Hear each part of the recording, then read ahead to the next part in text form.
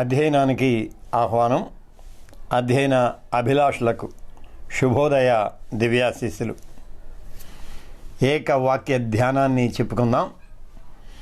ప్రయాసకు ఫలితానికి నడుమ విఘాతం కలిగించే శోధనను సహించే కృపనిచ్చిన శక్తి స్వరూప, అధ్యయనార్థమైన అనుభవ జ్ఞానాన్ని అనుగ్రహించి ఆశీర్వదించు తండ్రి.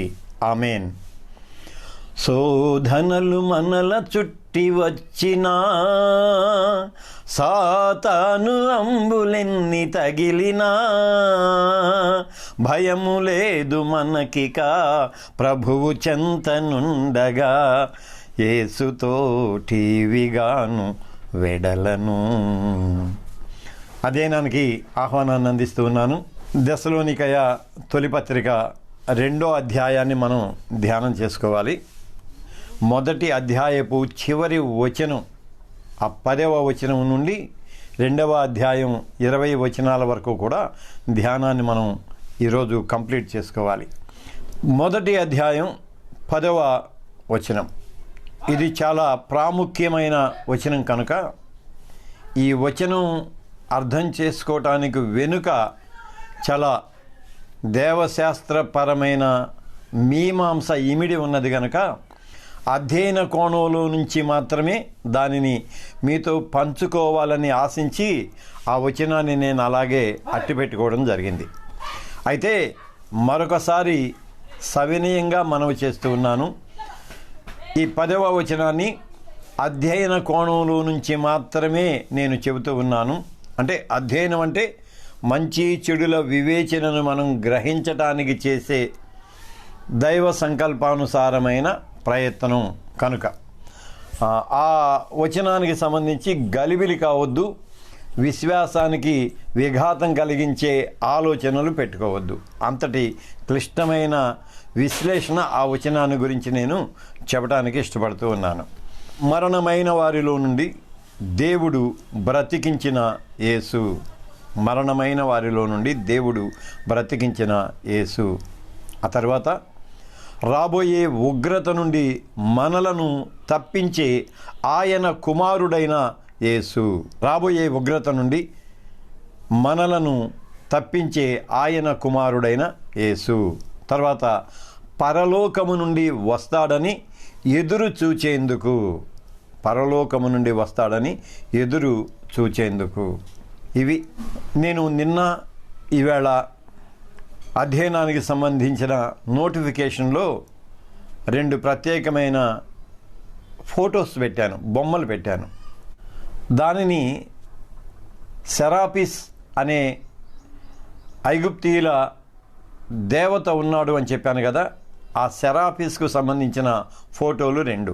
తెస్సలోనికయ నేపథ్యాన్ని గురించి మనం మాట్లాడుకుంటూ, ఆ పత్రిక నేపథ్యాన్ని గురించి మనం మాట్లాడుకుంటూ, అక్కడ ఐగుప్తీయ సంప్రదాయానికి సంబంధించిన 4 దైవాలయాలు ఉన్నాయని, అవి పురావస్తు శాస్త్రవేత్తలు త్రవ్వకాల్లో బయటికి తీశారని మనం చెప్పుకున్నాం.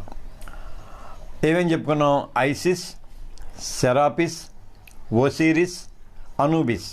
ముఖ్యంగా సెరాపిస్ అనేది హెల్లేనీయ ఐగుప్తీయ సమ్మిళిత ఆరాధన.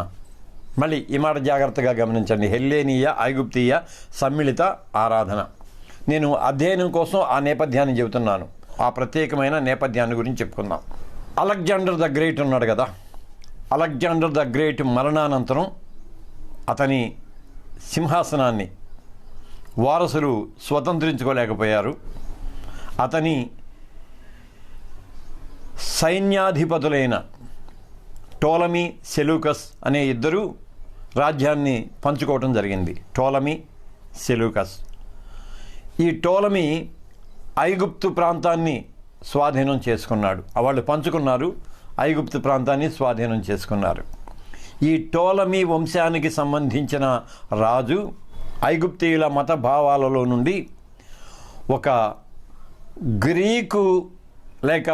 గ్రీకు దేవతారాధనకు సంబంధించిన ఒక రూపాన్ని ప్రతిపాదించాడు. అది వరాసిస్. అంటే ఐగుప్తు మత భావన, గ్రీకుల రూప వైవిధ్యం, ఈ రెండింటినీ కలిపి ఈ సెరాపిస్ అనే ఒక దేవుణ్ణి తయారు చేశాడు. సో సెరాపిస్ అని మీరు గూగుల్లోకి వెళ్ళి లేకపోతే వికీపీడియాలోకి వెళ్ళి సెరాపిస్ అని కొడితే అతని గురించిన వివరణ అంతా వస్తుంది. ఈ సెరాపిస్ అనే దేవ ఆరాధనలో ఉన్న ఒక ప్రాముఖ్యమైన అంశం ఏంటంటే, వాళ్లకు చాలామంది దేవతలు ఉన్నారు. రా అని మిగిలిన చాలామంది ఐగుప్తీయులు ఉన్నారు. కానీ గ్రీకో ఈజిప్షియన్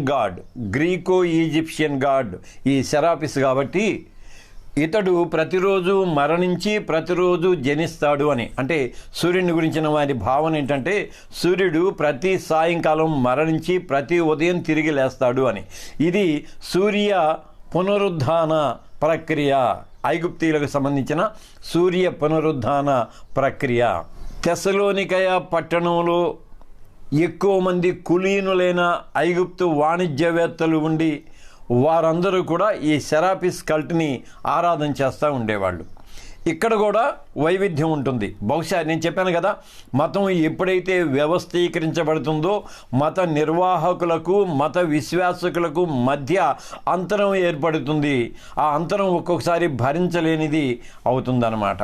సో మత నిర్వాహకులు ఎప్పుడూ కూడా మతాన్ని లేక విశ్వాసాన్ని వ్యక్తిగత స్వార్థ ప్రయోజనాలకు ఉపయోగించుకోవడానికి ప్రయత్నం చేస్తారు. మత విశ్వాసులు ఆరాధనకు మాత్రమే తమ విశ్వాస్యతను తమ సమస్తాన్ని ఒడ్డుతూ ఉంటారు. ఈ మధ్య అంతరం ఉంటుంది. కనుక పౌలు సినగోగులో నుండి మాసిదోనియాలో ఫిలిప్పీలో అదే ప్రతిఘటన ఎదురైంది. మళ్ళీ తెస్సలోనికాలో కూడా అదే ప్రతిఘటన ఎదురైంది. ఎప్పుడైతే ప్రతిఘటన ఎదురైందో అతని బోధకు ఐగుప్తీయులు అనేకులు లేక ఐగుప్తీయ వాణిజ్యవేత్తలు అనేకులు ఆకర్షితులు అవటాన్ని మనం చరిత్రలో చూస్తాం. ఆకర్షితులు అవటానికి గల ప్రధానమైన కారణం ఏంటంటే, యేసు శ్రమపడి మరణించి పునరుద్ధానుడై తిరిగి లేచాడు. ఐగుప్తీయుల దేవుడు ప్రతి దినము మరణించి ప్రతి దినము తిరిగి లేస్తాడు. అంటే రాత్రి చనిపోయి మళ్ళీ ప్రొద్దున్నే లేస్తాడని వాళ్ళ ఐతిహ్యాన్ని ఆధారం చేసుకొని మీరు ఐతిహ్యాన్ని ఆరాధిస్తున్నారు. మరణించి తిరిగి లేచిన మహనీయుని గురించిన బోధ నేను చెబుతున్నాను అన్నప్పుడు అనేకులు ఆ అనుభవజన్యమైన ఆచరణాత్మకమైన ఆ బోధకు ప్రభావితులై క్రైస్తవ విశ్వాసంలోనికి రావటం జరిగింది. అందుకని మరణమైన వారిలో నుండి దేవుడు బ్రతికించిన యేసు అన్నాడు. మరణమైన వారిలో నుండి దేవుడు బ్రతికించిన యేసు. ఎక్కడో మనకు సంబంధం లేని ఆకాశ దేవత కాదు, ఆకాశ దేవత. నేను ఆదికాండాన్ని అధ్యయనం చేసేప్పుడు ఆ దేవతల జాబితా నేను చెప్పాను. ఆకాశ దేవతలని, భూదేవతలని, పాతాళ దేవతలని, జల దేవతలని, అలా ఆ 4 విభాగాలు నేను చెప్పాను. ఎక్కడో ఆకాశ దేవతకు సంబంధించిన నిత్య పునరుద్ధానం కాదు, కానీ భూమి మీద నీలాగా నాలాగా రక్త మాంసయుక్త దేహంతో దేవుని అంశలో జనించిన దేవుని కుమారునిగా జనించిన యేసు స్వామి మరణించి 3వ దినాన తిరిగి లేచాడు. దానికి మేము సాక్షులము అనేది పేతురు బోధ. ఆ బోధను తీసుకుని వచ్చి పౌలు గారు తెస్సలోనికలో చెబితే ఆ సంఘం అలాగూ ఏర్పడింది. అందుకని దాన్ని మళ్ళీ పునరుద్ఘాటిస్తూ ఉన్నాడనమాట. మరణమైన వారిలో నుండి మళ్ళీ యూదుల మనోభావాలకు ఎక్కడా దెబ్బ తగలకుండా మనోభావాలు అలాగే ఉండటం కోసం, మంచిగా ఉండటం కోసం మరణమైన వారిలోంచి దేవుడు బ్రతికించిన యేసు అన్నాడు. దేవుడు బ్రతికించిన యేసు అంటే ఆ తండ్రి కుమార సిద్ధాంతాన్ని ఇంకా పటిష్టపరిచే క్రమంలో యేసును బ్రతికించినది దేవుడు అని, యేసును జీవింపచేసింది దేవుడు అని చెప్పేసి, అంటే దేవ పితృత్వాన్ని కుమార సార్వభౌమత్వాన్ని రెండింటినీ పటిష్టంగా నిశ్చయపరిచే క్రమంలో ఆ పదాన్ని వాడతాడు. నిన్న చెబుతూ ఆగిపోయాను. జీవితం యొక్క కొనసాగింపునే ఎవరైనా కోరుకుంటారు, జీవన కొనసాగింపును. క్రీస్తు సందేశ సారాంశం కూడా అదే. జీవన కొనసాగింపే క్రీస్తు సందేశ సారాంశం. నిత్య జీవము, నిరంతర జీవము అనేది. మళ్ళీ పునరుజ్జీవ నిరూపణ ఉన్నదే, అది క్రీస్తు దేవుని గుణలక్షణమై ఉన్నది. పునరుజ్జీవ నిరూపణ, పునరుద్ధానాన్ని గురించి, పునర్జీవాన్ని గురించి, నిత్య జీవాన్ని గురించి ఎంతమంది ఎన్ని రకాల సిద్ధాంతాలను ప్రతిపాదించిన ఆచరణాత్మకంగా పునరుజ్జీవానికి సంబంధించిన లక్షణాన్ని ప్రదర్శించినది ప్రభువైన యేసు స్వామి మాత్రమే. కనుక పునరుజ్జీవ నిరూపణ క్రీస్తు దేవ లక్షణం. కాబట్టి ఆ సెరాపిస్ దైవారాధకులందరూ కూడా క్రైస్తవ విశ్వాసంలోనికి రావటం జరిగింది.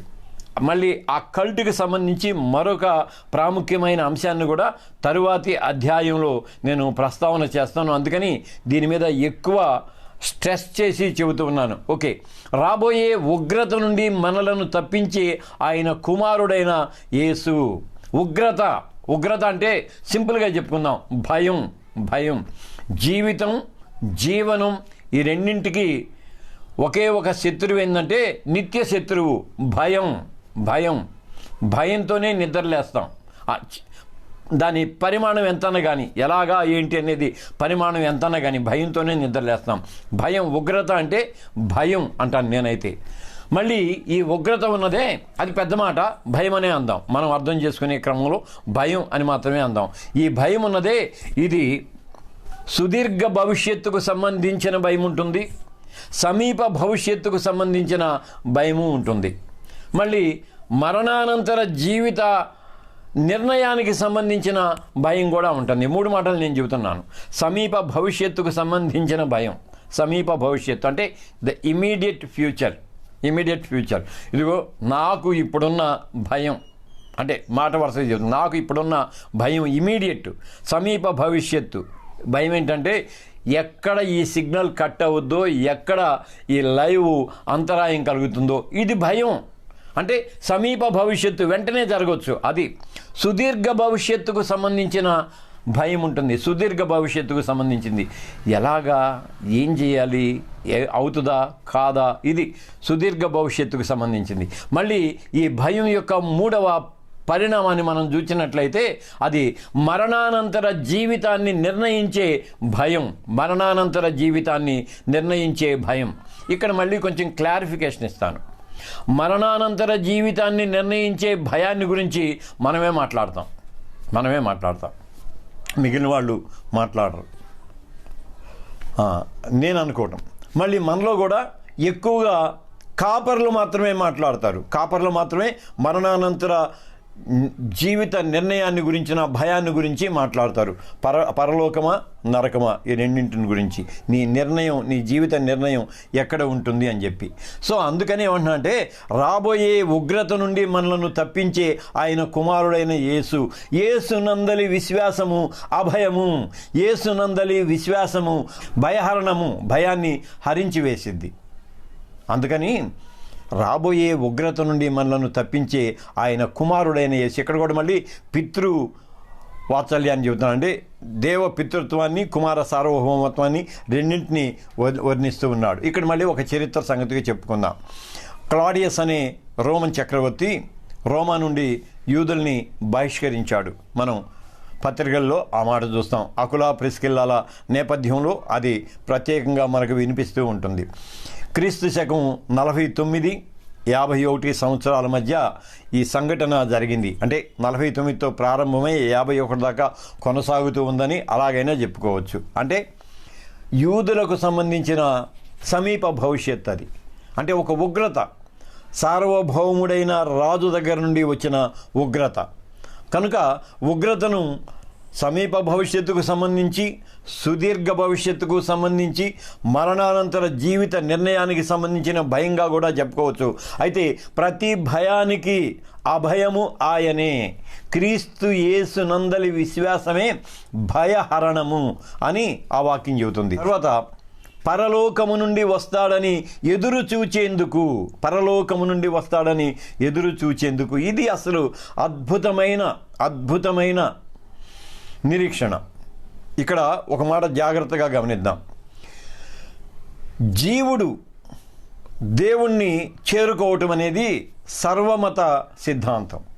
జీవుడు దేవుణ్ణి చేరుకుంటాడు అంటే మనిషి మరణించిన తరువాత అతని కర్మలను బట్టి, పుణ్యాన్ని బట్టి భగవత్ సన్నిధానానికి చేరుకుంటాడు. ఇది సర్వమత బోధ. అయితే దేవుడు జీవుడి దగ్గరకు వచ్చి వెంట పెట్టుకొని తన లోకానికి తీసుకొని వెళ్ళటం క్రైస్తవ మత విశ్వాసంలో ఉన్న విశిష్టత. మళ్ళీ చెబుతున్నా, దేవుడు జీవుడి దగ్గరకు వచ్చి జీవుణ్ణి తనతో వెంట పెట్టుకొని తన దగ్గరకు తీసుకొని వెళ్ళటం అన్నదే మరొక చోట ఈ విశ్వాసం లేదు. జీవుడు దేవుణ్ణి చేరుకుంటాడు, అది సర్వమత సమ్మతం. కానీ జీవుణ్ణి తీసుకొని వెళ్ళేందుకు దేవుడు మళ్ళీ తిరిగి వస్తాడు. ఇది ఒక అద్భుతమైన నిరీక్షణతో కూడిన విశ్వాసము. కనుక దాన్ని చెబుతున్నాడు, పరలోకము నుండి తిరిగి వస్తాడని ఎదురు చూచేందుకు మనం విశ్వాసాన్ని కలిగి ఉన్నాం. మళ్ళీ అంటాడు, ఇవన్నీ చెప్పి ఈ 3 కారణాలు చెప్పి మీరు ఎలా దేవుని వైపుకు తిరిగారో ఆ సంగతి కూడా వాళ్ళే తెలియచేస్తూ ఉన్నారు. తెస్సలోనిక సంఘ స్థాపన, పౌలు, శీల, తిమోతిల సేవా విజయం అంటాను నేను. పౌలు, శీల, తిమోతిల సేవ యొక్క విజయం తెస్సలోనిక సంఘ స్థాపన. ఎందుకంటే ఆ 2వ సువార్త వ్యాపక యాత్రలో ఫిలిప్పీ పట్టణంలో వారు తీవ్రమైన ప్రతిఘటనను ఎదుర్కొన్నారు.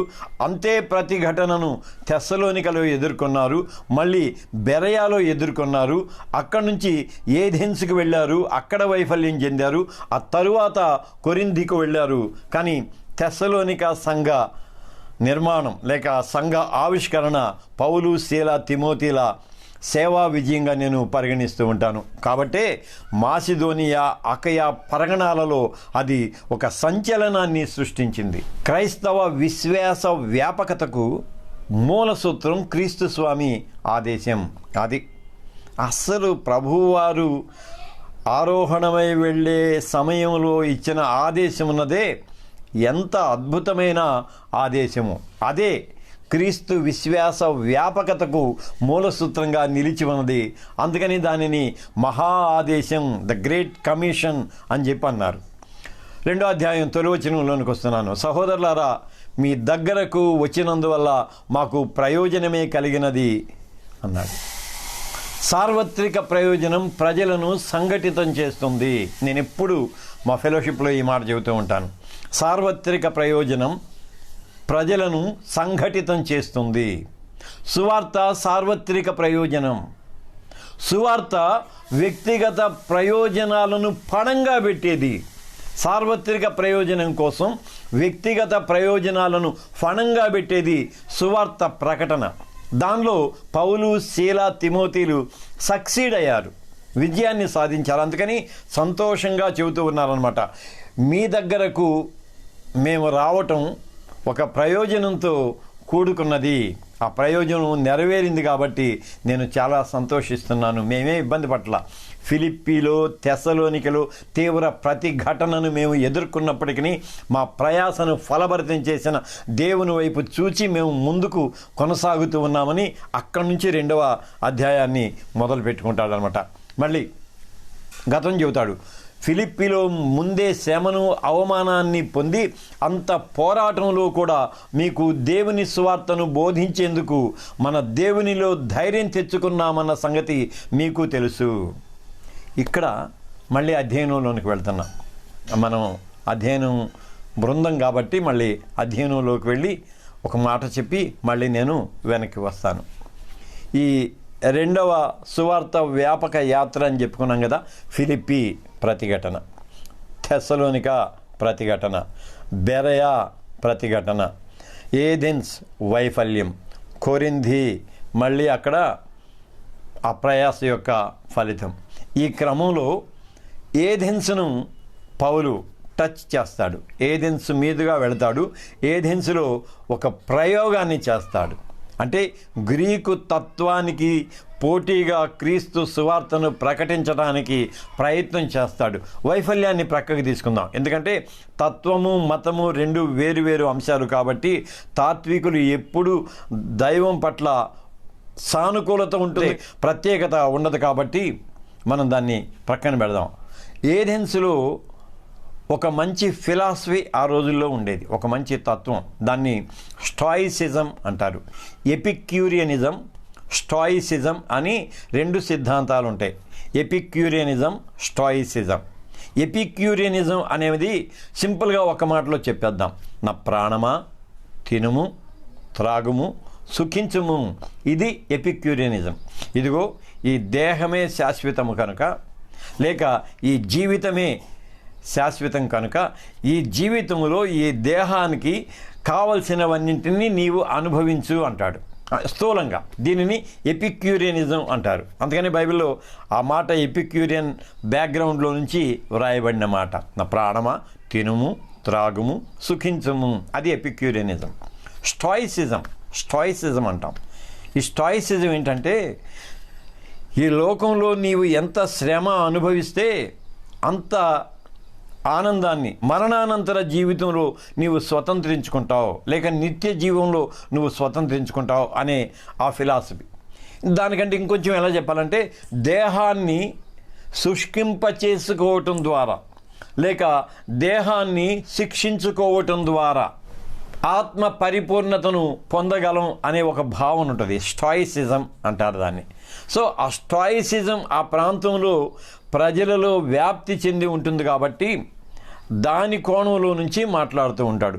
మేము ఫిలిప్పీలో ముందే శ్రమను, అవమానాన్ని పొంది ఆ శ్రమ, అవమాన పోరాటాలలో సహితము మా ప్రయాస, లేకపోతే మేము ఏదైతే ప్రకటించాలని నిశ్చయించుకున్నామో దానిని ప్రకటించేందుకు దేవునిలో ధైర్యం తెచ్చి మీ దగ్గరికి వచ్చాము అంటాడు.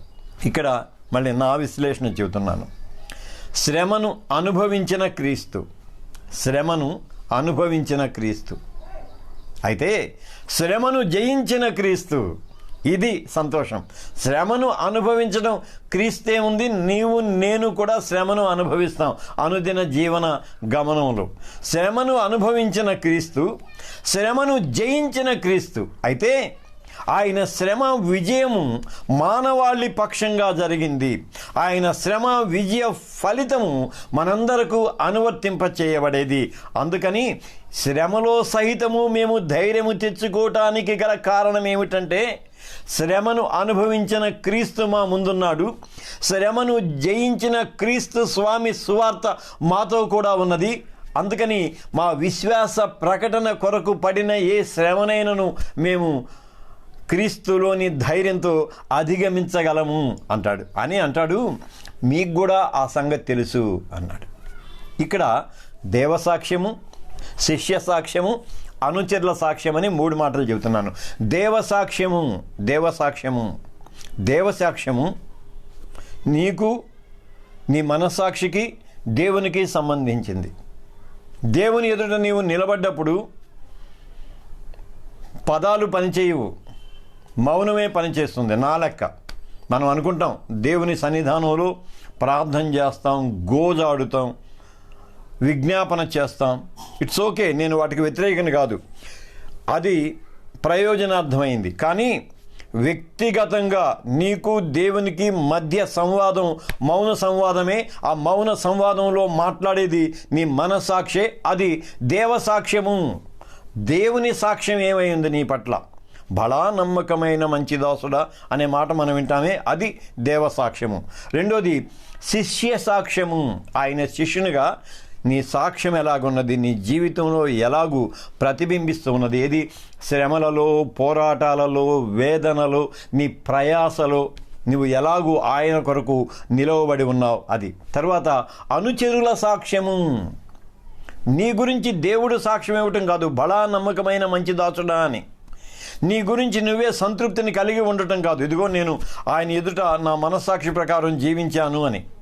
ఇదిగో నీ అనుచరులు ఉన్నారే, వారు కూడా మా అయ్యగారయ్యా అని సాక్ష్యం చెప్పాలి, అది.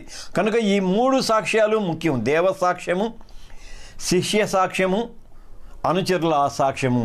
ఈ 2వ వచనంలో దాన్ని మనం చూస్తూ దానికి మళ్ళీ కారణం చెబుతాడు. అంటే ఆయన సువార్త పరిచర్యకు సంబంధించిన ఆ వివరణను చెబుతూ అంటాడు. ఎందుకంటే 3వ వచనంలో మాది కపటమైన, అపవిత్రమైన, మోసయుక్తమైన బోధ కాదు కానీ అంటాడు.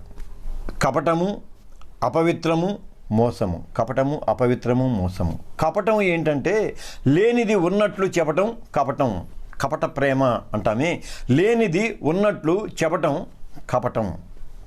అపవిత్రం అపవిత్రం ఏంటంటే ఏది యుక్తమైనదో దానిని మభ్యపెట్టి యుక్తం కాని దానిని నిజమైన దానిగా చూపించటం, అది అపవిత్రం. మోసం ఏంటంటే అబద్ధాన్ని కూడా నిజమని నమ్మించడం, అది అబద్ధాన్ని కూడా నిజమని నమ్మించడం. మాది కపటమైన బోధ కాదు, అపవిత్రమైన బోధ కాదు, లేకపోతే మోసయుక్తమైన బోధ కాదు అన్నాడు. ఇక్కడ ఆచారాదుల బోధ అన్నాను, ఆత్మ ప్రక్షాళన బోధ అన్నాను. ఈ కపటము, అపవిత్రము, మోసము వీటన్నింటిని గురించి విశ్లేషణ చేస్తూ ఆచారాదుల బోధ, ఆత్మ ప్రక్షాళన బోధ. కొంచెం క్రైస్తవ విశ్వాసంలో నుంచే మిగిలిన వాళ్ళకి ఇబ్బందికరమైన మాట చెప్పుకుందాం. మూర్తి ఆరాధన బోధ కాదు, ఆత్మారాధన బోధ. మూర్తి ఆరాధన బోధ కాదు, ఆత్మారాధన బోధ. విస్తృతమైన అర్థంలో నేను ఈ మాట చెబుతూ ఉన్నాను. ఆచారాదుల బోధ అది కర్మకాండలకు ఇచ్చే ప్రాధాన్యత ఆత్మ ప్రక్షాళనకు ఇవ్వదు. అందుకని మోసము, అపవిత్రత, కపటము ఇవి ఆచారాదులలో ఇమర్చటానికి వీలుంటుంది, ప్రక్షాళనలో అవి అంతరించిపోతాయి. ఆ రెండింటి మధ్య ఉన్న వ్యత్యాసం. మూర్తి ఆరాధన బోధ కాదు. మూర్తికి లేని అన్నీ ఆపాదించాలి. ఇక్కడ మూర్తి అనే మాట నేను ప్రతిమను ఆరాధించడంతో చెబుతున్నాను. మూర్తి అనే మాటను ప్రతిమ అనే పదానికి ప్రత్యామ్నాయంగా వాడుతూ ఉన్నాను. ఆత్మారాధన బోధ. ఓకే, 4వ వచనం. సువార్తను మాకు అప్పగించేందుకు యోగ్యులమని దేవుని ద్వారా ఎంచబడిన వాళ్ళమై మనుషులను సంతోషపెట్టే వాళ్ళంగా కాకుండా మన హృదయాలను పరీక్షించే దేవుణ్ణి మాత్రమే సంతోషపెట్టే వాళ్ళంగా మేము మీకు బోధిస్తూ ఉన్నాము. సువార్త ప్రకటన యొక్క ప్రాథమికమైన సూత్రాన్ని ఈ వచనంలో మనం తప్పనిసరిగా గ్రహించాలి. ఎన్ని మాటలు చెబుతాడు? సువార్తను మాకు అప్పగించేందుకు యోగ్యులమని దేవుని ద్వారా ఎంచబడిన వారమై ఉన్నాము. దేవ పరిశీలనలో నిలిచిన యోగ్యత. నీవు నేను సువార్త ప్రకటన చేస్తూ ఉన్నామంటే కాపర్లుగా అని మాత్రమే కాదు, విశ్వాసులంగా కూడా మనం సువార్త ప్రకటన చేస్తూ ఉన్నామంటే ఒకే ఒక కారణం ఏంటంటే దేవ పరిశీలనలో నిలిచిన యోగ్యత. దేవుడు పరిశీలించి వీరు నా ప్రకటనకు అర్హులా కారా అని యోగ్యులుగా ఎంచి అప్పగించిన బాధ్యత. తర్వాత దేవాదేశాన్ని వెంటబెట్టుకొని వచ్చిన రాయబారులు. వీళ్ళు దేవ పరిశీలనలో నిలిచిన యోగ్యులు. ఆ యోగ్యతతో వారు దేనిని వెంట తెచ్చారంటే దేవ ఆదేశాన్ని వెంట తెచ్చుకున్న రాయబారులు. సింపుల్ ఆదేశం ఏముంది? The great commission. మీరు సర్వలోకానికి వెళ్ళండి, సర్వ సృష్టికి సువార్తను ప్రకటించండి, శిష్యులనుగా చేయండి. సింపుల్, 3 మాటలు. వెళ్ళండి, చెప్పండి, చెయ్యండి. అంతే, సింపుల్, వెరీ సింపుల్. అది దేవాదేశాన్ని వెంట తెచ్చిన రాయబారులు. మా యోగ్యత దేవ పరిశీలనలో నిలిచింది కనుక మీ పరిశీలనలో మేము నిలవటానికి మిమ్మల్ని మెప్పించాల్సిన అవసరం లేదు. అందుకనే దేవుని మెప్పు మాత్రమే మేము కోరుతూ ఉన్నాము అన్నాడు. 5వ వచనం. మేము ఇచ్చకపు మాటల్ని కానీ ధనాశను కప్పిపెట్టే వేషాన్ని కానీ మీ ముందు ఎప్పుడు వేయలేదు అన్న సంగతి మీకు తెలుసు. ఇందుకు దేవుడే సాక్షి. మళ్ళీ పైన చెప్పాను చూడండి, సాక్ష్యం యొక్క 3 మాటలు నేను పైన చెప్పాను కదా. దేవ సాక్ష్యము, శిష్య సాక్ష్యము, అనుచరుల సాక్ష్యము. దాని గురించే మాట్లాడుతూ ఉన్నాడనమాట. మేము ఇచ్చకపు మాటలను కానీ ధనాశను కప్పిపెట్టే వేషాన్ని కానీ మీ ముందు ఎప్పుడూ వేయలేదు అన్న సంగతి మీకు తెలుసు. ఇందుకు దేవుడే సాక్షి. మన విశ్వాసంలో నుంచి ధైర్యంగా చెప్పుకోగలిగిన మాటలు మిగిలిన వారికి ఒకంత కష్టం కలిగించిన చెప్పేందుకు నేను సాహసం చేస్తూ ఉన్నాను. మంత్రతంత్రాలు లేవు.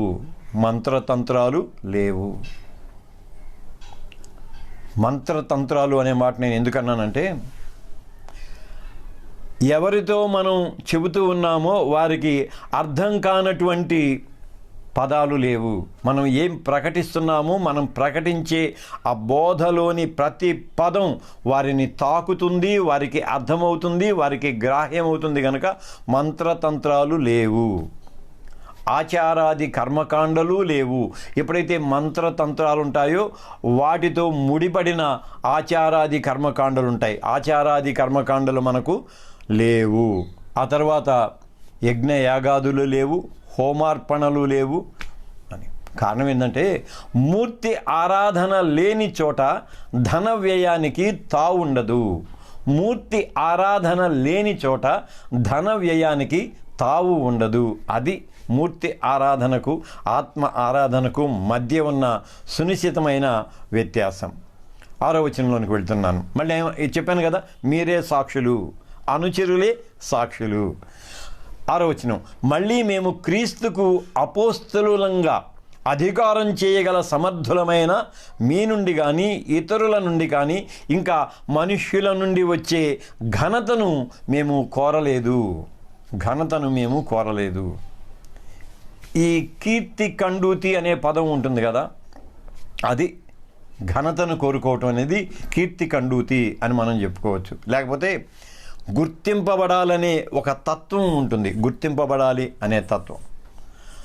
ముఖ్యంగా సైకాలజీలో ఎక్స్ట్రావర్ట్, ఇంట్రావర్ట్ అని 2 ప్రత్యేకమైన పదాలు ఉంటాయి. ఎక్స్ట్రావర్ట్, ఇంట్రావర్ట్ అని. దాన్ని మనం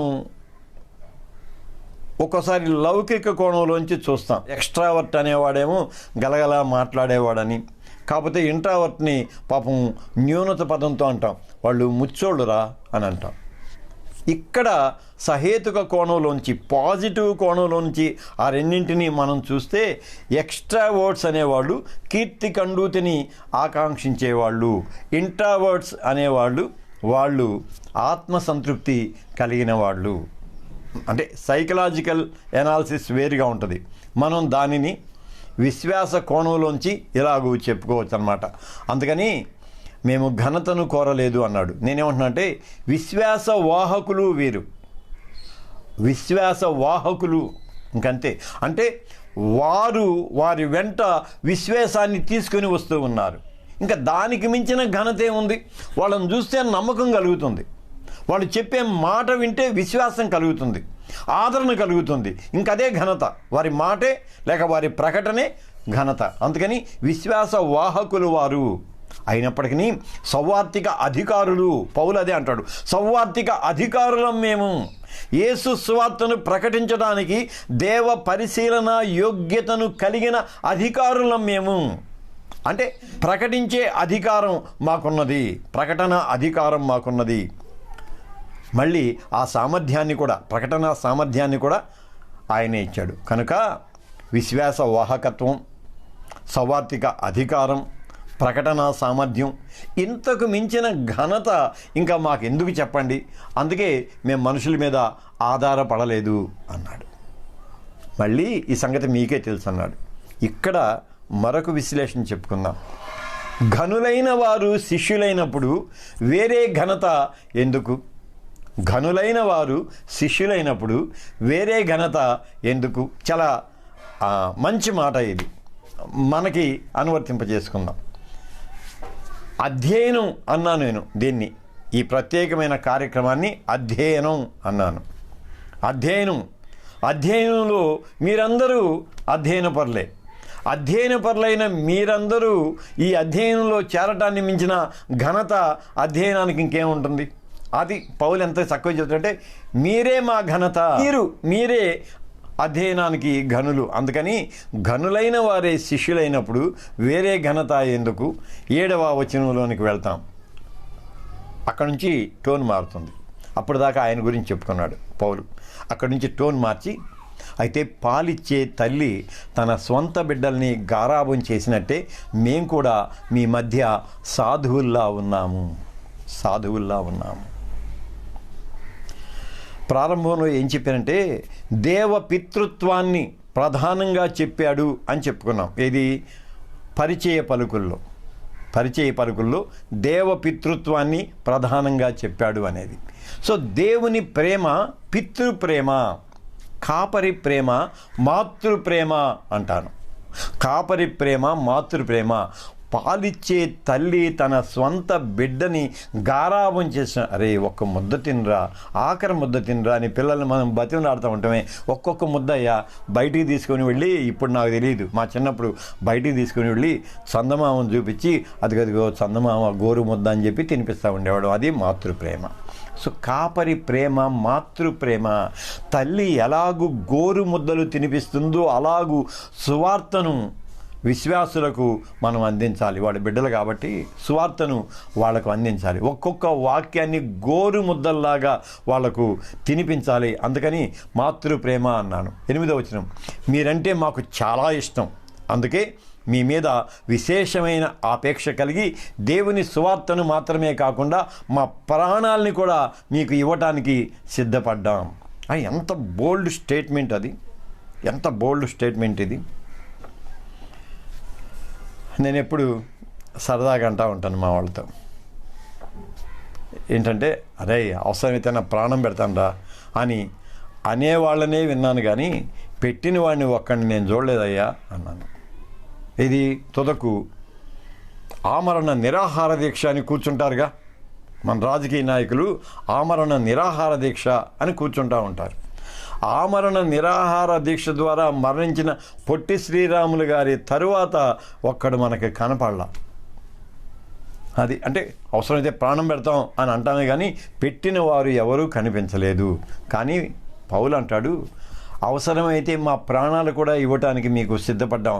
కారణం ఏంటంటే మా సువార్తను మీకు అందించే క్రమంలో మీరు మాకు బిడ్డ వంటి వారయ్యారు కనుక మా బిడ్డ కోసం, అంటే బిడ్డల కోసం తల్లి ఎలాగూ ప్రాణాన్ని ఇవ్వటానికి సిద్ధపడుతుందో అలాగూ మేము కూడా ప్రాణాలని అర్పించడానికి సిద్ధపడ్డాం అన్నాడు అని 9వ వచనం. అవును సహోదరులారా, మా ప్రయాస కష్టం మీకు గుర్తుంది కదా. మేము మీలో ఎవరికి భారంగా ఉండకూడదని రాత్రింబగళ్ళు కష్టపడి బ్రతికాము. ప్రయాస కష్టము, ప్రయాస కష్టము. ప్రయాస ఏంటి? సువార్త ప్రకటన ప్రయాస, జీవనం కాదు ప్రయాస, జీవిత అవసరం కాదు ప్రయాస, శరీర పోషణ కాదు ప్రయాస. మా ప్రయాస సువార్త ప్రకటన. మా కష్టం ఉన్నదే, మేము పడ్డ కష్టం, మా ఉదర పోషణార్థమైన కష్టం, మా జీవనానికి సంబంధించిన కష్టం.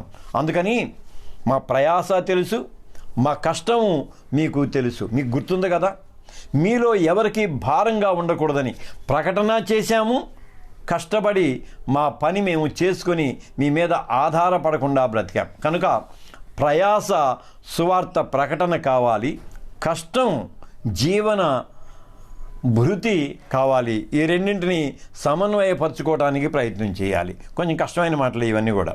10వ వచనం, విశ్వాసులైన మీ ముందు ఎంత భక్తితో నీతితో నింద లేకుండా మేము ప్రవర్తించామో దానికి మీరే సాక్షులు. దేవుడు కూడా సాక్షి. దేవ సాక్ష్యము, శిష్య సాక్ష్యము, అనుచరుల సాక్ష్యము. పైన 3 చెప్పాను. దేవ సాక్ష్యము, శిష్య సాక్ష్యము, అనుచరుల సాక్ష్యము. మళ్ళీ ఏమంటున్నాడు? భక్తి, నీతి, నింద. మా భక్తి నీకు తెలుసు. ఇది భక్తి నీకు దేవునికి మధ్య ఉండే సంబంధం. మా నీతి మీకు తెలుసు.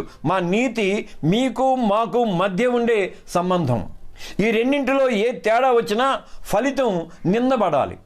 అది నీకు నాకు లేక మనిషికి మధ్య ఉండే సంబంధం నైతికతతో ముడిపడి ఉంటుంది.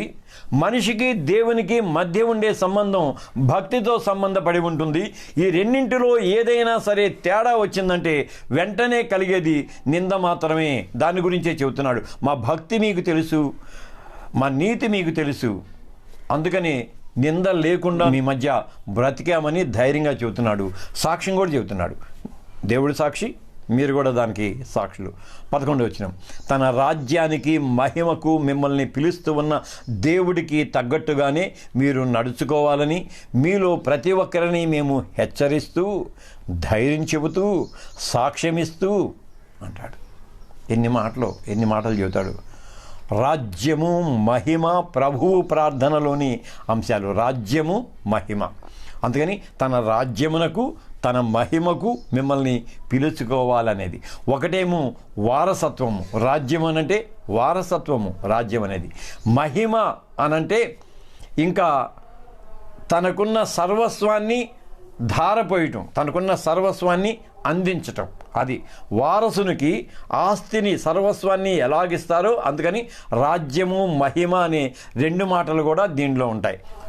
రాజ్యము మహిమ ప్రభువు ప్రార్థనలోని అంశాలు. దేవ పౌరసత్వము, దేశ పౌరసత్వము, ఈ రెండు కూడా గమనించాలి. దేవ పౌరసత్వము, దేశ పౌరసత్వము. దేశ పౌరసత్వము రక్తమాంసయుక్త దేహానికి ప్రాముఖ్యమైనది. దేవ పౌరసత్వము నిత్య జీవితానికి ప్రాముఖ్యమైనది. చెప్పాను కదా, అక్కడ నిత్య జీవ కొనసాగింపు, నిరంతర జీవ కొనసాగింపు 10వ వచనం చెప్పుకున్నామే, దానిలో విశ్లేషణ చెప్పుకున్నాం కాబట్టి. సో దేశ పౌరసత్వము, దేవ పౌరసత్వము, ఈ రెండింటిలో కూడా రాజ్యము మహిమ. మనం దేశ పౌరసత్వములో రాజ్య అధికారాన్ని ఆకాంక్షిస్తాం, మళ్ళీ దేశ పౌరసత్వంలో ఘనతను మహిమను ఆకాంక్షిస్తూ ఉంటాం. కానీ దేవుడు అంటాడు ఇది ఓకే, ఇట్స్ ఓకే. దేశ పౌరసత్వంలో రాజ్యాన్ని ఘనతను నీవు ఆకాంక్షించు, తప్పులేదు. కానీ ఇక్కడితో ఆగిపోకు. నీతి భక్తి నిందారహిత స్థితి ఉన్నదే, వాటిని ఆధారం చేసుకొని నీవు దేవ పౌరసత్వంలో కూడా వీటిని స్వతంత్రించుకోవాలి అన్నాడు. ఇక్కడ దేశ పౌరసత్వమేమో వర్తమానానికి సంబంధించింది, దేవ పౌరసత్వమేమో భవిష్యత్తుకు సంబంధించింది. అయితే విశ్వాసి తన విశ్వాస జీవితంలో ఈ రెండింటిని యథార్థం చేసుకోవాలి. ఒక టెక్నికల్ టర్మ్ చెబుతాను, రియలైజ్డ్ ఎస్కటాలజీ అంటారు. రియలైజ్డ్ ఎస్కటాలజీ, దేశ పౌరసత్వము దేహ పౌరసత్వము ఈ రెండింటిని కూడా వర్తమాన విశ్వాస జీవితంలో మీరు సమ్మిళితపరచుకోండి. దాని విషయమై హెచ్చరిక చేస్తున్నాము, ధైర్యం చెబుతున్నాము. జాగ్రత్తగా ఉండమని హెచ్చరిక చేస్తున్నాము, స్వతంత్రించుకోండి అని ధైర్యం చెబుతున్నాను. అలాగా మార్గదర్శకత్వాన్ని మీ ముందు ఉంచుతున్నాం అన్నాడు. 12వ వచనం, తండ్రి తన బిడ్డలను చూచుకున్నట్టే మీలో ప్రతి ఒక్కరిని మేము అలాగే చూచుకున్నామని మీకు తెలుసు. రైట్, ఇందాక చెప్పాను కదా, దానికి మళ్ళీ కాంట్రాడిక్ట్ ఇది. నేనేం చెప్పాను? దేవునిదేమో పితృప్రేమ, కాపరిదేమో మాతృప్రేమ అని అన్నా కదా. మళ్ళీ ఇక్కడికి వచ్చేసరికి తండ్రి తన బిడ్డలను చూచుకున్నట్లే అన్నాడు. సువార్త ప్రకటన విషయంలో, సువార్త బోధ విషయంలో కాపరిది మాతృప్రేమ. తల్లి గోరు ముద్దలు తినిపించినట్లుగా దేవ వాక్యాన్ని ఒక్కొక్కటిగా విశ్వాసికి మనం తినిపించాలి. ఇక్కడ పితృప్రేమను మళ్ళీ ప్రదర్శించాలి. తండ్రి ఎలాగూ బాధ్యత వహిస్తాడో అలాగే బిడ్డల పట్ల బాధ్యత వహించాలి. ముందు వచనంతో అనుబంధించబడి ఉంటుంది. ఏంది? ధైర్యం చెబుతూ హెచ్చరిస్తూ, హెచ్చరిక ధైర్యం, ఆ రెండు పితృబాధ్యతల నుంచి మనం చూస్తాం. పితృత్వంలో అభయం ఉంటుంది, పితృత్వంలో పోషణ, సంరక్షణ, ఇంకా వారసత్వం ఉంటుంది. ఇది 13వ వచనం. అందువల్లనే మీరు దేవుణ్ణి గుర్చిన వర్తమాన వాక్యాన్ని మా ద్వారా అంగీకరించినప్పుడు దానిని మనుష్యుల మాటగా ఎంచక నిజమైన దేవుని వాక్యమని ఎంచి దానిని అంగీకరించారు. కనుకనే మేము నిరంతరం దేవునికి కృతజ్ఞతాస్తుతులు చెల్లిస్తూ ఉన్నాము. విశ్వాసులైన మీలో కార్యసిద్ధి కలుగు చేస్తున్నది ఆ వాక్యమే. ఎంత అద్భుతమైన మాట! మార్టిన్ లూథర్ గారు స్క్రిప్చర్ ఎలోన్ అంటాడు, ఆ తర్వాత ఫెయిత్ ఎలోన్ అంటాడు. వాక్యము మాత్రమే, విశ్వాసము మాత్రమే, ఆ తర్వాత గ్రేస్ ఎలోన్, కృప మాత్రమే అంటాడు. ఇవన్నీ కూడా దీంట్లో ఉంటాయి అన్నమాట. ఏమని? విశ్వాసులైన మీలో కార్యసిద్ధిని కలుగ చేస్తూ ఉన్నది ఆ వాక్యమే, ఆ వాక్యమే. వర్తమాన వాక్యం విశ్వాస చిత్రీకరణ, వర్తమాన వాక్యం విశ్వాస చిత్రీకరణ. హృదయ ముద్రణ, వెరసి అంగీకరణ అన్నాను. కఠినమైన పదాలు, అంటే పదాలు చిన్నయే కానీ అర్థం కొంచెం సంక్లిష్టంగా ఉంటుంది. నేను చెబుతున్నాను మళ్ళీ. వర్తమాన వాక్యం అంటే సమయానికి గురించి కాదు, దేవుని సువార్తకు సంబంధించిన వాక్యం. దేవుని సువార్తకు సంబంధించిన వాక్యం విశ్వాసాన్ని చిత్రీకరించాలి. అంటే ఒక బ్రష్ తీసుకొని, కలర్స్ తీసుకొని, ఒక క్యాన్వాస్ మీద ఒక బొమ్మ వేస్తాం, అది చిత్రీకరించటం. నీవు దేవుని వాక్యాన్ని తీసుకొని ఆ తర్వాత ఆ విశ్వాసి యొక్క హృదయం మీద దానిని చిత్రీకరించాలి, విశ్వాసాన్ని చిత్రీకరించాలి. దేవుని వర్తమాన వాక్యాన్ని విశ్వాసంగా నీవు అతనిలో చిత్రించాలి. మళ్ళీ ఆ చిత్రీకరించినది ముద్రించబడాలి, మళ్ళీ కడిగేయడానికి వీల్లేదు, అది ముద్రించబడాలన్నమాట, హృదయ ముద్రణ. అప్పుడు అంగీకారం. ఇవన్నీ కలిస్తే అంగీకారం. అంటే దేవుని స్వార్థ ప్రకటన, ఆ తర్వాత విశ్వాస చిత్రీకరణ, హృదయ నిశ్చయితతో కూడిన ముద్రణ, ఇవన్నీ పూర్ణ అంగీకరణగా మారుతూ ఉంటాయి అంటాడు. సందేశం అంగీకరణలోనే సార్థకతను పొందుతుంది. సందేశం అంగీకరణలోనే సార్థకతను పొందుతుంది. సందేశాలు ఎన్నైనా ఉండొచ్చు, ఎన్ని పుస్తకాలు ఉంటాయి, నువ్వు అంగీకరిస్తేనే ఆ సందేశానికి సార్థకత చేకూరుతుంది. కాబట్టి సార్థకత అంగీకరణలోనే ఉంటుంది. మళ్ళీ వీటన్నింటికి అనుభవమే విశ్వాసానికి అంతిమ నిరూపణ కావాలి. అనుభవమే విశ్వాసానికి అంతిమ నిరూపణ కావాలి. అనుభవజన్యమైన విశ్వాసము అనే మాట నేను వాడతాను. ఆచరణ కార్యసిద్ధిని కలిగిస్తుంది. అనుభవంలో నుంచి ఆచరణ కార్యసిద్ధిని కలిగిస్తుంది. కార్యసిద్ధి సాక్ష్యంగా బహిర్గతమవుతుంది. కార్యసిద్ధి సాక్ష్యంగా బహిర్గతమవుతుంది. నేను గబగబా చదివేస్తాను దాన్ని. వర్తమాన వాక్యం విశ్వాస చిత్రీకరణ, హృదయ ముద్రణ, వెరసి అంగీకరణ. సందేశం అంగీకరణలోనే సార్థకతను పొందుతుంది. అనుభవమే విశ్వాసానికి అంతిమ నిరూపణ అవుతుంది. అనుభవం ఆచరణలోనికి నడిపిస్తుంది. ఆచరణ కార్యసిద్ధిని కలిగిస్తుంది. కార్యసిద్ధి సాక్ష్యంగా మన జీవితాలలో బహిర్గతమవుతుంది. 14వ వచనం. అవును సహోదరులారా, మీరు యోదయలో క్రీస్తు యేసు విశ్వాసంలో నిలిచి ఉన్న దేవుని సంఘాలలాగే నడుచుకున్నారు. వాళ్ళు యూదుల ద్వారా ఎలాంటి శ్రమలు పొందారో మీరు కూడా మీ స్వంత దేశస్థుల చేత అలాంటి శ్రమలే పొందారు. సహోదరులు అంటే ఏకగర్భజనితులు అని మామూలుగా చెప్పుకుంటారు. కానీ క్రైస్తవ విశ్వాసంలో సహోదరులు అనంటే క్రీస్తు రక్త సంబంధులు అని తొలి అధ్యాయంలో నేను చెప్పడం జరిగింది. ఇలా క్రీస్తు రక్త సంబంధులైనందున ఇప్పుడు శ్రమలలో కూడా వీరు సహపాలి భాగస్థులు అవుతున్నారు. మీరు మా రక్త సంబంధులు గనక మా భావోద్వేగాలన్నింటిలో మీరు పాలి భాగస్థులు. అలాగే మా సువార్త ప్రకటన ద్వారా కలిగిన శ్రమానుభవంలో కూడా మీరు పాలి భాగస్థులయ్యారు అన్నాడు. యోదయలోని తొలి క్రైస్తవ సంఘాలు క్రీస్తు సంఘాలు కావు. ఇది మళ్ళీ స్టేట్మెంట్ నేను చెబుతుంది, జాగ్రత్తగా వినండి. యోదయలోని తొలి క్రైస్తవ సంఘాలు అన్నీ క్రీస్తు సంఘాలు కావు. చర్చ్ ఆఫ్ క్రైస్ట్ అనే మాట, మళ్ళీ చర్చ్ ఆఫ్ క్రైస్ట్ అంటే మళ్ళీ డినామినేషన్ ఆ జోలికి వెళ్ళట్లా నేను. క్రీస్తు సంఘాలు కావు. ఇది తొలి యోదయ సంఘాలు. అవి దేవుని సంఘాలు. తండ్రి అయిన దేవుని సంఘాలు, కుమారుడైన దేవుని సంఘాలు. అది అందుకని అవి దేవుని సంఘాలు. క్రీస్తులో లేదా క్రీస్తునందలి విశ్వాసంలో నిలిచి ఉన్న దేవుని సంఘాలు. క్రీస్తునందలి విశ్వాసంలో నిలిచి ఉన్న దేవుని సంఘాలు అవి. ఎందుకంటే తొలి విశ్వాసులైన ఆరాధకులు అందరూ కూడా యెహోవా ఆరాధకులైన యూదులే. తొలి క్రైస్తవ విశ్వాసులందరూ కూడా యెహోవా ఆరాధకులైన యూదులే. కనుక దేవుని సంఘాలుగా మాత్రమే వారు తమను పరిగణించుకున్నారు. అయితే క్రీస్తు వారికి ఆత్మదేవుని మూర్తి స్వరూపుడు. అది క్రీస్తు వారికి ఆత్మదేవుని మూర్తి స్వరూపుడు. తమ పక్షంగా రక్షణ కార్యాన్ని జరిగించిన దేవసుతుడు. ఇక్కడ గమనించాల్సిన విషయం ఏంటంటే యోదయలోని వారు యూదులైనా మాసిదోనియాలోని వీరు యూదేతరులైన, అంటే ఈ సంఘానికి చెందినవారు, ఇరువురి విశ్వాస ఆచరణ ఒక్కటే. యూదయలోని యూదుల విశ్వాస ఆచరణ, మాసిదోనియాలోని యూదేతరుల విశ్వాస ఆచరణ రెండు ఒక్కటే. మళ్ళీ ఈ విశ్వాస ఆచరణలో వీరిరువురికి కలిగిన శ్రమ అనుభవం కూడా ఒక్కటే.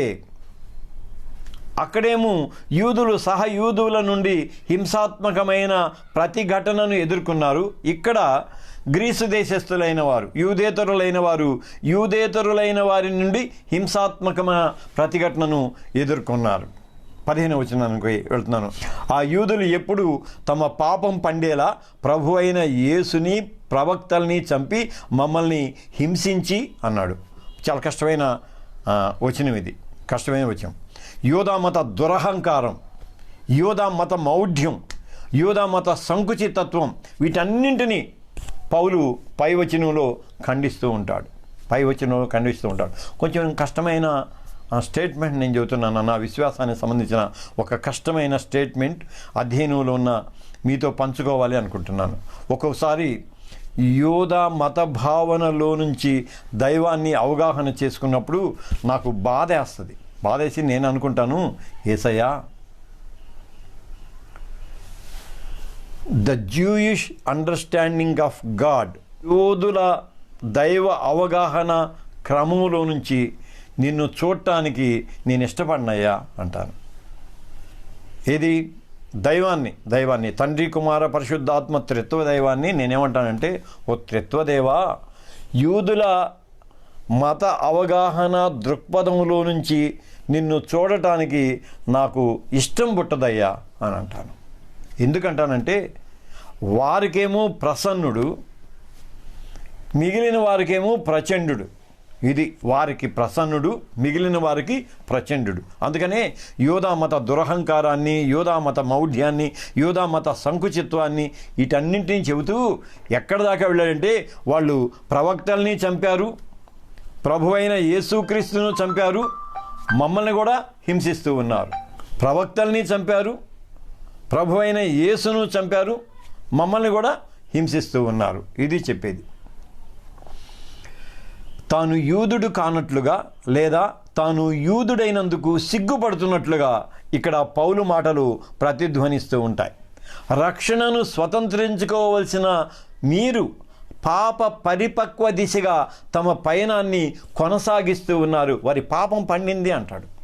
రక్షణను స్వతంత్రించుకునే దిశగా ప్రయాణం సాగించాల్సిన యూదులు పాప పరిపక్వ దిశగా తమ ప్రయాణాన్ని కొనసాగించడాన్ని గురించి బాధపడుతూ ఉన్నారనమాట. ఈ పయనంలో రక్షణను స్వతంత్రించుకునే క్రమాన్ని విసర్జించి రక్షణకు మూలమైన ప్రవక్తల యొక్క సారాంశమైన క్రీస్తును, ఆ సారాంశాన్ని ప్రకటించే అపోస్తలులను హింసించే క్రమంలో వీరు రక్తసిక్త హస్తులయ్యారు. వీరు ఎవరు? యూదులు రక్తసిక్త హస్తులయ్యారు. అలా రక్త చరిత్రలుగా రక్షణ చరిత్రలో మిగిలిపోయారు. రక్షణ చరిత్రలో రక్త చరిత్రలుగా మిగిలిపోయారు. ఇది ఎన్నుకొనబడిన జనాంగమైన వీరు. అందుకనే వాళ్ళు ప్రవక్తలను చంపారు, ప్రవచన సాక్షాత్కారుడైన యేసును చంపారు, యేసు రక్షణ సువార్తను ప్రచురపరుస్తూ ఉన్న అపోస్తలను కూడా హింసిస్తూ వచ్చారు. 16వ వచనం. ఇతరులు రక్షణ పొందుతారేమోనని వాళ్ళతో మాట్లాడకుండా మమ్మల్ని ఆటంకపరుస్తూ దేవునికి అయిష్టులుగా, మనుషులందరికీ విరోధులుగా ఉన్నారు. అందుకే దేవుని కోపం వాళ్ళను చుట్టముట్టింది. అంటే సంకుచితం పైనే చెప్పుకున్నాం కదా, వాటన్నింటినీ మనం దీన్ని చెప్పుకోవచ్చు. ఇతరులు రక్షణ పొందుతారేమోనని సంకుచితత్వం. ఇక్కడ నేను ఒక మాట ఖచ్చితంగా చెబుతాం, కష్టమైన మాటే. మా సంఘమే రక్షించబడుతుంది, ఆ సంఘం వాళ్ళు రక్షించబడరు అనే బోధలు మనం ఒక్కోసారి వింటూ ఉంటాం. అది కొంచెం కష్టమైన బోధే. దీన్నే మళ్ళీ విశ్వాస సంకుచితత్వం అంటాం. దేవుని కృప ఎలాగుంటుందో తెలియదు, విశ్వాసి యొక్క మనస్సాక్ష్య స్థితి ఎలా ఉంటుందో మనకు తెలియదు. అందుకని మనం ఆ మాట అనకూడదు. ఇతరులు రక్షణ పొందుతారేమోనని మమ్మల్ని ఆటంకపరుస్తూ అది దేవునికి అయిష్టము అని అంటాడు. 17వ వచనం, సహోదరులారా, మేము భౌతికంగా కొంతకాలం మీకు దూరంగా ఉన్నా మా మనసులో ఎప్పుడూ మీరే ఉన్నారు. మిమ్మల్ని ముఖాముఖి చూడాలనే తీవ్రమైన కోరికతో పదే పదే ప్రయత్నం చేశాము. భౌతిక దూరం, మనోసామీప్యం, ఆత్మానందం, ఇది క్రీస్తు రక్త సంబంధీకుల ప్రేమ పరిపక్వం అన్నాను. సింపుల్గా, వెరీ సింపుల్. భౌతిక దూరం, మనోసామీప్యం, ఆత్మానందం, క్రీస్తు రక్త సంబంధీకుల ప్రేమ పరిపక్వం. మన అధ్యయన బృందం కూడా అంతే. మిమ్మల్ని చూడాలని చాలా ఆశగా ఉన్నది, కానీ కరోనా మనల్ని కలుసుకొని ఇవ్వలేకపోతూ ఉన్నది. మిమ్మల్ని పలకరించలేకపోయాను, మిమ్మల్ని చూడలేకపోయాను అని అనిపించింది నాకు. అది మనోసామీప్యత. భౌతిక దూరం ఉన్నది, మనోసామీప్యం ఉన్నది. కారణం ఏంటంటే ఆత్మానందం, అధ్యయన ఆనందం. కారణం క్రీస్తు రక్త సంబంధీకులం కాబట్టి ఈ రీతిగా మన ప్రేమ పరిపక్వం అవుతూ ఉన్నది. 18వ వచనం, అందుకే మేము మీ దగ్గరకు రావాలనుకున్నాం. పౌలని నేనైతే చాలాసార్లు రావాలనుకున్నాను, కానీ సాతాను మమ్మలను ఆటంకపరిచింది. కనుక దేవా, శోధకుని జయించి అధ్యయన బృందంలో ఉన్న మేమందరం కలుసుకోవడానికి కృప దయచేయతండని మనం ప్రార్థన చేయాలి. ఏదో ఒక దినాన మనందరం కలుసుకొని ఆత్మానందంలో ఆయనను ఆరాధన చేయాలి. చివరి వచనాలు, ఎందుకంటే మా నిరీక్షణ అయినా ఆనందమైన అతిశయ కిరీటమైన అది మన ప్రభు అయిన యేసు యొక్క రాకడ సమయంలో ఆయన ఎదుట నిలిచే మీరే కదా. ఒక సవాలుతో కూడుకున్న వచనం. ప్రతి కాపరికి, విశ్వాసికి అంటలా, ప్రతి కాపరికి ఒక సవాలుతో కూడుకున్న వచనం. ఒక సవాలుతో కూడుకున్న వచనం. ఎంతమంది సంఘ బిడ్డలు నీకు ఉన్నారు అనేది కాదు, కానీ ఎందరిని నీవు ప్రభువు సముఖములో చూడగలుగుతూ ఉన్నావు. అది మా నిరీక్షణ అయిన, మా ఆనందమైన, మా అతిశయ కిరీటమైన మన ప్రభు అయిన యేసు యొక్క రాకడ సమయంలో ఆయన ఎదుట నిలిచే మీరే కదా. నేను, నా విశ్వాసి ఆయన ఎదుట నిలవబడతాం. దానికి మించిన ఆనందం, అతిశయం, సంతోషం ఏముంటుంది? ఇది సవాలు. ఆఖరి వచనం, అవును, మా మహిమ, మా ఆనందం ఖచ్చితంగా మీరే. అంతే, పౌలు చక్కగా చేస్తారు. మా మహిమ మీరే, మా ఘనత మీరే, మా ఆనందం మీరే, మా సమస్తం మీరే. Thank you so much. 2వ అధ్యాయాన్ని ముగించుకోగలిగాను. దేవునికి స్తోత్రాలు చెల్లిద్దాం.